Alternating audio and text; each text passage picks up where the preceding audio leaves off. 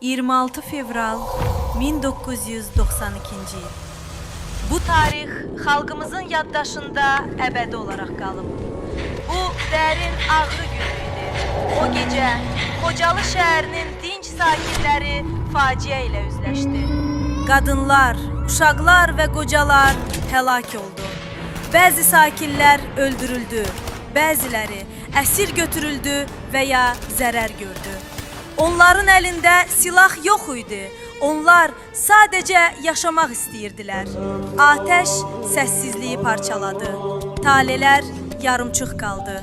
Ailələr dağıldı. Bu faciə qəlblərdə sağalmayan bir yara buraxdı. Hər il 26 fevralda biz qurbanları yad edirik, baş əyirik, Xocalını xatırlayırıq və heç vaxt unutmayacağıq.